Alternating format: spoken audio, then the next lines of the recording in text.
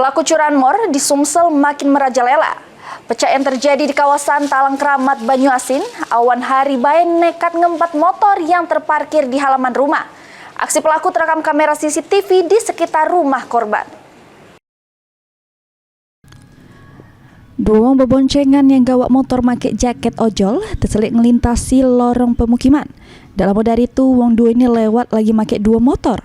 Salah sikoknya merupakan motor korban curanmor.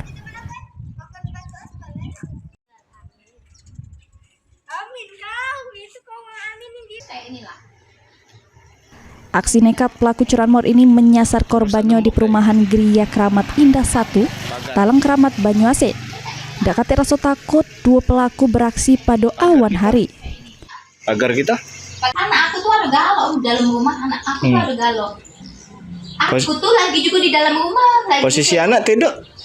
Depan ini nah, depan kamar ya? Depan jendela. Yang cowok di sana. Aku di dalam rumah tuh lah, tidak tidur. Gawe aku tuh kalau keler kamar, dapur, buat donat. Motor tuh motor siapa? Motor itu motor ponaan. Ponaan. Ponaan aku tinggal di sini dari SMP. Nah, dia yang punya motor itu. Motor apa tuh, Pak? Kayak ini khusus. Beat Street ya, incarannya. Padahal pas kejadian, pemilik motor lagi ada di jero rumah. Korbannya pun sempat dengar suara yang aneh dari jaba rumah. Pas diselik ternyata motornya sudah tidak ada lagi. Itu kan ketahuan itu ponaan tuh mekek kan dia kan. Katanya lihat katanya motor aku dibawa uang. Nah langsung kan buka pintu. Pas buka pintu itu aku nanya sama anak bujang aku pokoknya sudah lari duluan ngejar si maling ini tadi sampai SMA 14 tidak dapat lagi, balik lah Orang? Nah terus aku langsung ke lari tempat Pak RT CCTV-nya. CCTV-nya kurang lebih jam 13.50 menit.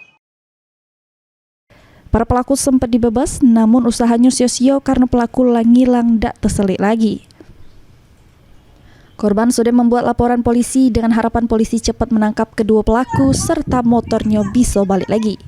Mulyadi, PAL TV.